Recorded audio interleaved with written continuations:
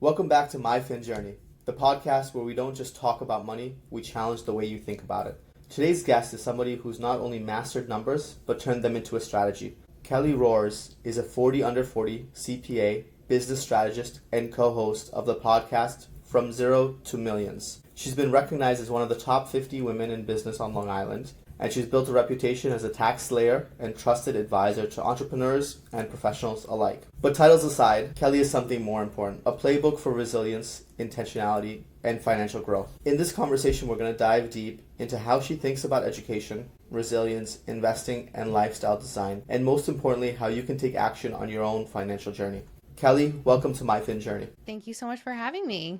No, it's our pleasure. So Kelly, as we dive right in, I really want to understand, help us understand how you got to where you are today. I mean, being established as one of the top 50 women in business in Long Island is no small feat. So really want to appreciate and understand your journey. So, long story short, I've always been a numbers girl, and I've always had that entrepreneurial spirit. Like from a very young age, I was always hustling, seeing, different ways that I can have money. And, I always loved helping people as well. So it was like tutoring, math, and, giving back to the community. And I think that accounting really has combined all of those things for me. And I spent almost a decade at a firm here on Long Island where I got all of my experience, for better or worse. Always grateful for that position. A little bit different than a lot of people who move around or do the big four. I was at a firm of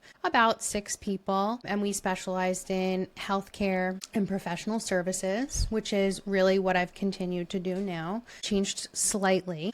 From the beginning there, I always knew that I wanted to run the show. And after I had my first child and it was COVID and it was like the change of work from home and then the call kind of back to the office, I just knew that this was no longer a good fit for me to work for somebody else. And like I had to go and see if I could do this on my own. So that was June of 2021. So I've been in business for just a little over 4 years now. It feels like forever since I worked for someone else, but now we have 6 staff members, probably about 4 full-time equivalents. And, next year I am confident that we're going to do $1 million of sales. We've grown quite a bit, and I'm very grateful for what I've built so far. That's awesome, Kelly. Congratulations for all your success to date. But help us understand, transitioning from working for someone to running your own business, having a little kid, COVID going on as well. How scary was that? Help us understand, your mindset towards business, entrepreneurship, and kind of the hustle that you bring to it, if that makes sense. So it wasn't something that happened overnight. I had been thinking of going out on my own for a while. I had been positioning myself on social media and trying to figure out like, how do I sell myself? But I was working for somebody else. So then I just was posting my own thoughts and had issues like, how do I brand myself? So I had been in the process of building a website for a while. Again, I've been active on social media, kind of like on and off since so I was building up this network of people that I had met online and in the networking space locally, but I didn't have that ability to go out there and get business because I was so busy servicing somebody else's book of business. So, when I quit, it was going to be scary. I made sure that I had the backup. I was like, I have a house and a mortgage and a family and, my husband works as well, but we live in one of the most expensive places in the country here on Long Island. So, I made sure to have a backup. I took out a home equity line of credit. I was like, oh, well, this I know can be a good backup for a certain amount of time. I thought, hey, worst case scenario, I can go work for somebody else. Like we know that, especially at that time, there were a lot of jobs available in our space. And if you're good at what you do, you could go work for a big firm, no problem. And I figured I could do that. I could do contract work. I knew I could supplement. So I'm like, but I know that I could also make this work. So I really left with basically no business. Tax season just ended. So I had a little, maybe $25,000 of my own business that just billed out. And, I was able to have a few clients follow me. I knew people, were going to be loyal to me in terms of even clients that were the firms before I left. So a little bit of business followed, but it certainly didn't make up my salary. Yeah, scary. But then I started reaching out to people and saying like, hey, this is what I'm doing. I'm going out on my own. Please send me business. And I probably took on some clients that weren't a good fit and lower price than maybe should have been at the time, which I think most of us do when you go out on your own and you have no steady stream of income. But like as time went on, I learned to set more boundaries. I learned to do higher fees. I learned to say no. And I learned very quickly how to fire bad clients. So I hope that answers your question. It definitely does. It's so powerful. I think there's so many different threads that I want to pull on. I think I want to start by kind of going in order of a couple things that you mentioned. You mentioned social media and creating a brand. I want to understand, what is your educational background? Do you have a marketing background? How do you approach these things first, from what you learned in life perspective versus like what you learned in school? Good question. I do not have a marketing background, but I've always been somewhat of like a people person, an old soul, like being able to talk to people and make people feel comfortable, I think is really important when it comes to sales. And I went to school, so I did not have a straight path to where I am, which I think is important to share because most people like go to school for 4 years, take the CPA exam, go get your master's, blah, blah, blah. That definitely didn't happen for me. I went to school for maybe a year and a half, 2 years, and I actually dropped out. I was like top of my class. I had a presidential scholarship to Hofstra. I was going for math. I switched to global studies. I was kind of like all over the road, and my father passed away at a very young age, and I was dealing with a lot of pent up depression and personal issues. So I dropped out of school. I think I took like 3 or 4 years off, worked mostly in the food industry, still tutoring, still loved numbers, but I went back to school and I found this accounting job and I was like, you know what? I think numbers work good. I love business. Let's combine these things. That's awesome, Kelly. That's really powerful. And sorry to hear about your father passing. I think that really highlights a resilience and a mentality of like, hey, I can accomplish anything I set my mind to. And circling back to the social media, like there's so many different ways to create a brand. Why, in your opinion, would you invest or waste or allocate time to social media versus any of the other many different strategies when it comes to building a brand? Honestly, I attribute at least 75% of my business to LinkedIn. And I think a lot of people don't understand that or say like, oh, I don't need to do social media. And it's not direct clients. Like there are direct clients that I've gotten from LinkedIn, but almost every single connection, any close referral source that I have to this day came from LinkedIn and people seeing what I post on a regular basis, which is not easy. It is very difficult, but you know what? Now, however many years later, maybe 8 years later from when I started posting, there are so many tools available to you to help in this. You can't just sit down in front of your phone or in front of the computer every day and say, oh, what should I post? It doesn't work that way. Sometimes it does. Sometimes you can come up with things, but like that's not the strategy. The strategy really is, for me, be authentic and really use your thoughts. Use your everyday experiences with clients, with referral sources, with your family, with things that come to mind. When you think, write it down on your phone, write it down on a note. And then basically what I do now is I compile like all of my content in one area. After I started my firm, I was like, I can't do this all myself anymore. So I have to outsource like the pretty part of things and the posting. So I do have assistants. Shout out to Katie Thomas. She does all my social media and she is fantastic. But all of the ideas are from me. I give her everything and then she just tailors it up and makes it pretty and puts some pretty pictures in it. And we've gone from, no followers to almost 18,000 followers on LinkedIn. We cross post to Instagram and Facebook, but I got like no interactions there. I think the industry matters on LinkedIn. The accounting fields try to see like what does better, even though like I don't have any motive or like clear, okay, this is how many posts I have to do about taxes and this is how many posts I have to do about mindset. It's really just like a compilation of what happens in my brain on a regular basis. I think people can like resonate with that. And I think that's really the most important aspect of getting out there and like building a personal brand. I love that, Kelly. And I think it's so powerful because not that many people, at least not that many people I talk to, get on the podcast and talk about how powerful LinkedIn is. And I think it's very powerful. I think it's probably, if you're trying to make money or if you're trying to build a business, I think it might be the most powerful tool out there from a social media perspective. But I want to zoom into that point a little bit deeper. Right? Obviously, you've been through your own life journey and there's been many different challenges that you've overcome. Think about yourself when you were in college or you had just left college and you were working as a tutor. Like, I assume LinkedIn was around back then. And I assume you were not posting, because you said 8 years ago. I assume that was not 8 years ago. Yeah. Like, if you told that person today, or if that person was listening to this podcast today, if you told them drop everything, become a ghostwriter on LinkedIn, or drop everything and learn how LinkedIn works, because I built $1 million business off of LinkedIn, do you think that they would understand how powerful LinkedIn is? And what could we say to help them understand? I'd probably be like, you're crazy. That's never going to work. And I think most people do have that reaction even today when I tell them, like, they probably can't even fathom that all that money has come from LinkedIn.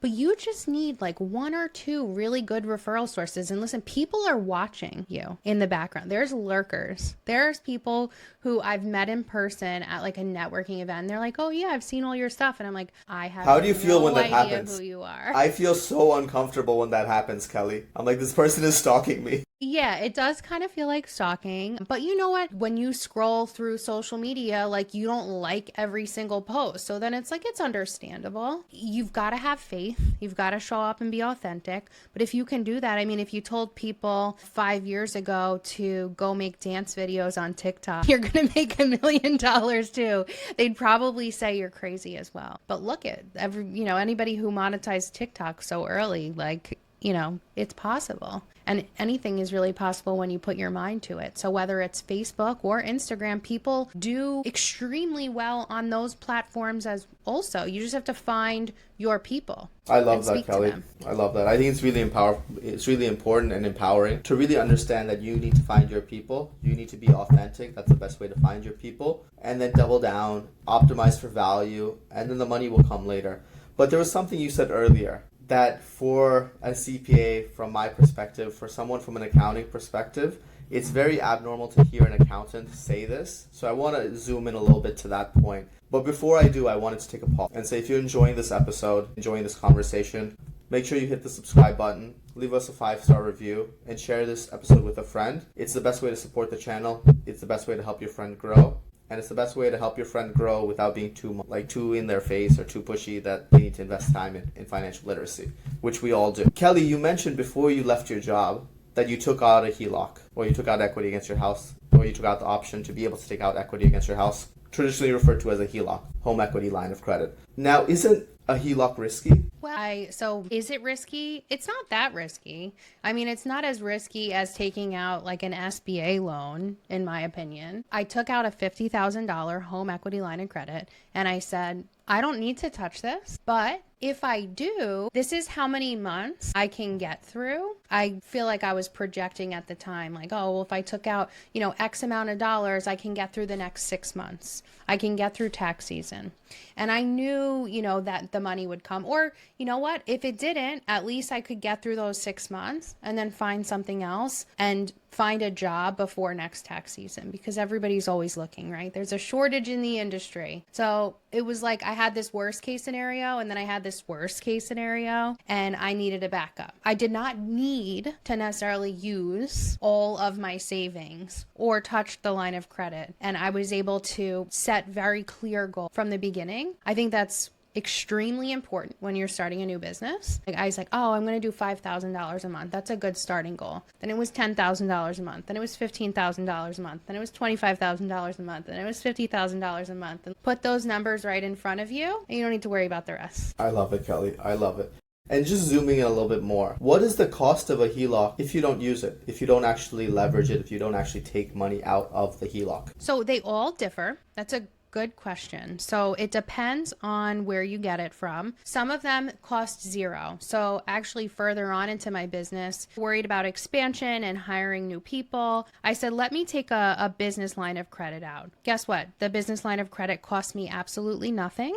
And I've had it for 2 years and I've had access to $50,000, which I have not needed. But you never know what's going to happen. I think it's great for all of my business owners that we do work with to have access to extra funds in case of an emergency or in case of expansion. In terms of the HELOC, sometimes they have a minimum withdrawal for a certain number of years. So it could be like 50%. You need to withdraw 50%. So if it was a $50,000 HELOC, you need to take out $25,000 and then there's no loan closing costs or no fees. Sometimes they will charge you a closing cost on it. It could be a couple $1,000s. And most home equity lines of credit do have variable rates. So not that great in the last couple of years because interest rates were so high. You're probably looking at like 10 or 11% on a HELOC, but now they're going to come back down as the interest rates go back down. And when we first took it out, it was probably like 7%. No, I love that, Kelly. I know a lot of clients of mine who have them, and it's around 7 or 8%.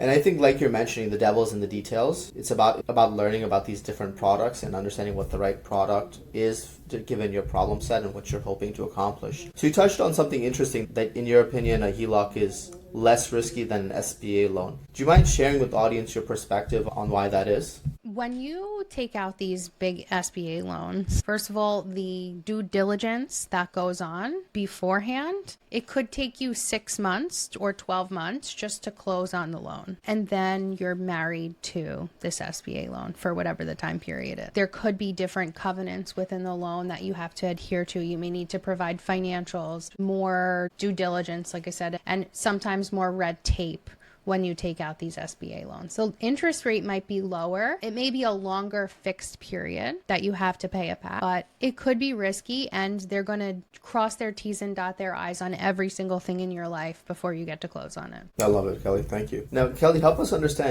when you were working for that CPA firm versus now, has your mindset and maybe asset class changed with respect to investing? Has my mindset changed on investing? I think it's important for all of our clients and all individuals to diversify. And when we start looking at clients, it depends on what their age is, what their demographic is, what their goals are. So like when we ask our client, do you have a savings account? Are you collecting interest on anything? Do you have a brokerage account? Do you have a retirement account? Do you want to buy a house? Do you want to buy properties? So there's different mindsets of each of our clients. Personally, I think it's really good to diversify in a little bit of everything.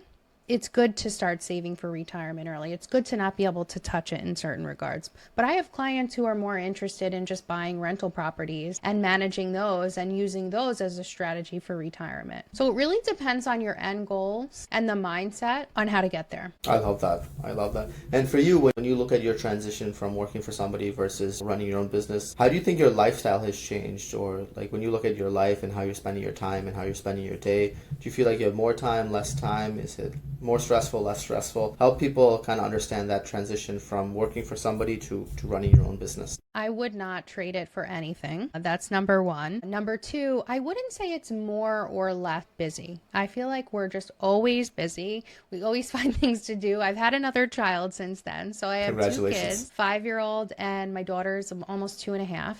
Okay. And am I busy? Yes. Does it feel like I'm always working? Yes, but that's because I really have 2 jobs because the kids come home at 3 o'clock and I would never be able to pick up my kids every single day if I did not work for myself. Like I remember working for somebody else and coming in early so that I could leave at a decent time. And like that still wasn't good enough, even though I was putting the same amount of hours in. And be like, if I came in at 7 o'clock in the morning and I left at 5, I still put in a 10-hour day, but other people were walking in at 10 and wanted to stay until 8. And it was like, oh, you're leaving? Yeah, that didn't work for me. Having the flexibility now, like I like to work from 8 to 3. I get to pick up my kids. I get to have dinner with them every night. I get to go to all of the school activities. I get to stay home if they're sick. It does have other challenges because I am on 24/7. It's my business. I'm always answering emails like late at night, which I'd probably be doing anyway if I worked for somebody else, because that's just the type of person that I am. But I feel like I have so much freedom. I had a 6-figure salary before I left, but I'm probably going to be tripling that by year 4/5. So do I think that would happen if I was still working for somebody else in a W-2 position? No, it wouldn't. So my life has dramatically changed since then. Thank you for sharing that, Kelly. I appreciate it. And I think that's the thing. 4 or 5 years ago when you were making this shift, do you think that it would have been as successful as it is now? Or did you feel like there was risk and you were worried, but you just believed in yourself? I think I'm always having to change my goals and level up. And sometimes it feels like, oh, I can't do anything more above and beyond. But now the goals and what I do to get there has changed. Just in the last couple of weeks, I've actually been reflecting on how much I've been able to travel this year and over the summer, like going to various conferences and speaking engagements and family trips. We took like multiple family trips this summer, and I would have never been able to do that if I worked for somebody else. But also I've learned to delegate a lot better than I ever have. And I knew, when I first went out on my own, like I need to learn how to delegate, but I still had that feeling like I needed to do everything and I needed to own everything. And like I'm finally seeing myself come out of that and be able to trust other competent people who work for me fully. And that comes with time, and that comes with trial and error too, with people you've hired and fired and gotten to this level. And it's like, wow, I actually can continue to duplicate this and continue to expand and not burn the midnight oil. Just for context, today is September 15th, okay? And I'm recording a podcast, and some of my other friends are still working on the deadline for September 15th. And I tell them, and they've been on their own, same as me, or less or more. And I'm like, this is your problem. Boundaries, they're important. You don't have to be like that. I was done 5+ days ago with this deadline. And that's really powerful, because I think when you're an entrepreneur, when you're running your business, there's so many different ways to structure it, where you can be like, the customer is always right, or it can be like, hey, how do I upskill the customer to work in a timeline that makes sense for everybody? It doesn't have to be that you're running from one burning fire to another burning fire. So Kelly, I want to understand, like obviously you've gone through this growth in your professional career. We've opened up the curtain a little bit into your personal life, mentioning and alluding to the children and everything.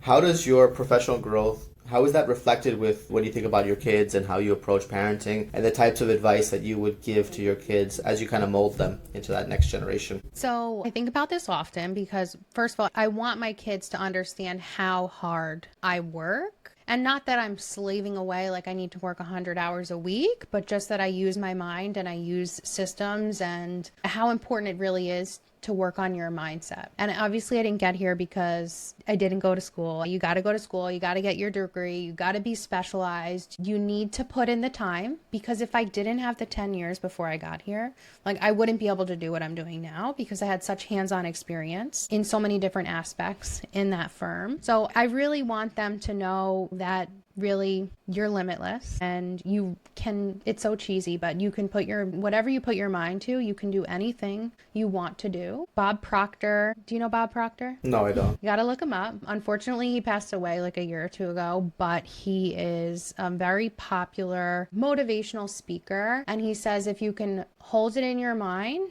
you can hold it in your hand. And I just want them to be confident. I want them to understand that they have the power to do whatever they want and be happy and be grateful for the life that we're given. I love that. So when you're talking to clients and when you're helping navigate them through their books, how many of them do you feel like could use some upskilling from a financial literacy perspective? A lot, to be honest, because a lot of our clients are really good at what they do, but they don't understand the financial aspect of things. So that's why we meet with our clients on a monthly or quarterly basis. And especially when new clients come on, I feel like there is a lot of education that's involved. And many clients have cash flow issues. Many clients are making a lot of money, but they don't know how to manage it because they were never taught, and they were never taught system. And people don't understand, oh, what is this account? What is this retirement account? These are the types of accounts that I can. Well, you can take out a HELOC on your house. I didn't know we can do that. I didn't know how easy this was. Like, unfortunately, there's no handbook when people go to create a business, like with your Department of State in your state, right? They're not like, hey, this is what you should do after you set up your business. These are all the things that, you have to go on. Instead, you get some silly thing about posters in the mail, and you get on some list to set up new bank accounts everywhere, but no one's giving you a handbook on what to do. So I do feel like a lot of business owners, especially new ones, struggle with financial literacy. And do you think they have the time to, number one, do you think they have the time? Number two, do you think they realize the value of it? And number three, if they had the time and realized the value, do you think they would know where to look? A lot of people, that's their excuse, right? I don't have time for this. I don't have time to meet with my accountant on a quarterly basis. But that's just like, you could say, I don't have time to do social media. You know what? I do have time. I write down my ideas and I hire somebody else to do it. Can I see the value in hiring somebody else to do my marketing? I just told you 75% of my business comes from LinkedIn. If I'm going to do $1 million next year, $750,000 comes from LinkedIn. If you can quantify it, I think it's a lot easier to tell people and have them feel the value in there. So if you can educate your clients with financial literacy on a regular cadence, or maybe in a shorter cadence to get them going, or record videos, or whatever the case, there's so many different ways that we can start educating people. I think we could definitely show the value, and I think people would take advantage of it. I love that, Kelly. And I know you mentioned a lot about value. You mentioned a lot about helping clients. Help us understand, what are the types of clients that you work with? So we specialize in professional services. Like I said before, my prior firm, I worked with mostly dentists. And then I also had some other things trickled in there. Now I would say over half of our clients are attorneys. We have dentists, we have other medical professionals, therapists, real estate owners, consultants, mostly people who are on a cash basis, who are in this service-based field. Okay. And from your perspective, what is the number one concern or complaint that they come to you with? Number one concern, a lot of times when people come to us, they say, hey, my accountant doesn't answer me. I haven't heard from them in so long. I can't get a simple question answered. Or they get a tax return and it's close to October 15th and they owe all this money for the year prior. They had no idea. They were not educated on it. It's late. Now there's penalties and interest on it. And now they're stuck in a place where they're using to pay for 2024 taxes. And sometimes it takes a full year or two to kind of get out of that cycle, because we really want clients to be able to pay their tax bill as it occurs. Even if you aren't paying it as it's due, which, we can get into details of safe harbor and what you actually have to pay versus, what you have in the bank. But it's really important for clients to manage their own cash flow and be aware of what's needed prior to the year. Nobody wants to owe a big bill on April 15th if they're unaware of that bill. And then to prolong it even further, now 6 months, and personal returns are due October 15th, and they're being told on October 10th that they owe $100,000 that they may or may not have, puts them in a really bad place for a long period of time. So that's probably the worst thing that comes through the door. And I guess to be clear, Kelly, that might be the worst thing to come through the door, but it's not abnormal. No. There's a decent amount of people, and with respect to everybody, you could be I'm a real estate investor, right? You could be a real estate investor, you could be an attorney, you could be a dentist, a physician. You can be highly educated, quote unquote, in theory, and still be financially illiterate, still be behind on your taxes. And that's why you want to have people in your corner who are very good at what they do. But I guess, Kelly, on the flip side, what about that person who has a massive refund? What do you think of that person from a tax efficiency perspective and a structural perspective? So first of all, Mustafa, you're completely right. Even though that's the worst place, it could actually be much worse than that. And it's a bad place to be when you owe a bunch of taxes. It's something that we can help you get out of. And obviously there's payment plans and whatnot. But in terms of what did you just ask? Refund, massive refunds. So in terms of massive refunds, no, we don't like that. We really want everybody coming in. Can I pause you there? Yeah. People think about refund as a good thing. And for me, it's a bit triggering. So I want to understand. I really want you to get to the heart of this, what I view as an issue. No. Refunds are, hey, if you get a couple $1,000s of a refund, fine. But we want you to come in as close to zero as we possibly can, not owing a lot, not getting a big refund. Why would you loan the government money throughout the year? They're not paying you interest on that when you get that refund on April 15th. That is such a misconstrued theory. Well, go to this person, they'll get you the biggest refunds. Okay, you're either overpaying throughout the year through estimates or withholding, or maybe there's something wrong on your tax return, because we've seen quite a lot of inflated refunds from fake businesses or fake like energy credits, which won't be happening anymore after 2025 because those energy credits are done. You get the point. No, I do. And it's really powerful because everyone loves America. We're all happy citizens. We're all happy to pay our taxes and exactly what we owe. But there are other places I would rather donate to, or I'd rather give 0% loans to. And with respect, it's not the US government. And I don't know, sometimes I talk to other people and it feels like I'm unpatriotic for having that perspective that, hey, I want my tax bill to be zero. I'm not looking for a large refund. So I appreciate that from your perspective, Kelly. Circling back, Kelly, if you were to start from scratch, given your whole experience, your whole journey, what do you think you would be doing? What would be the game plan? How would you accomplish what you want to accomplish in less time? Loaded question. I don't know if I would change much. I would probably be more dedicated to hiring earlier and being able to delegate. And while I think I hired my first full-time employee a year in, and I had some contract work in between. But if I would have hired a little bit earlier and learned that I can give up control, because I think a lot of us, listen, I didn't want to work for somebody else because I want to control things. I want to control my schedule. I want to control the clients. I want to control the software that comes in the door. I don't need to control every piece of the product that we produce. I don't need to be doing every bank reconciliation. I don't need to put in every piece of data entry. And if I would have had those feelings earlier on, I think I could have scaled quicker. However, like from last year to this year, we are going to be up like 32%. So we're still growing really rapidly. So at the end of the day, I probably wouldn't change anything because slow and steady wins the race. I had a kid 2 years into owning the firm. So it's been good. That's awesome, Kelly. Thank you. Thank you for sharing that. I think for a lot of people that I meet, giving up control, hiring, molding people, helping them scale,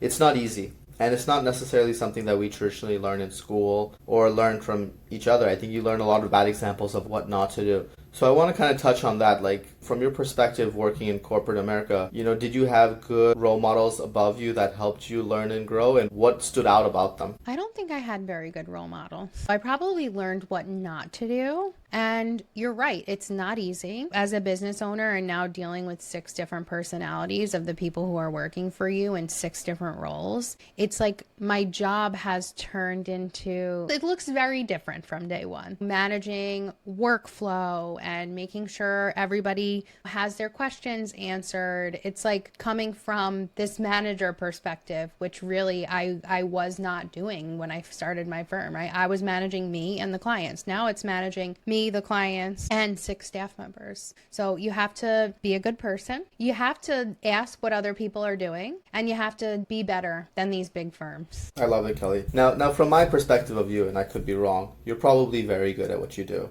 And you're alluding to having to delegate and having to give up control and how difficult it is. And it's probably because you're used to a certain standard of work. How do you manage that when the standard drops as your company scales, as your business scales? It's not easy because we all make mistakes, right? Staff members make mistakes. I've made mistakes before. Does my quality go down? I don't necessarily think my quality goes down. I actually think we've been doing a more quality job because we have multiple layers in the process where we have a bookkeeper who does the data entry. Then we have somebody who reviews it. Then we have another review. And then I'm going to be reviewing it. So like we've put a lot into place to help that piece. Sometimes things happen and it does fall through the cracks because of information overload being in public accounting. So, you just got to be transparent with the clients. If something falls through the cracks, let's tell them what happened and we move on from it and we work a better system moving forward. Do you think people approach their personal finances with the same level of rigor? It depends. It depends on the personality.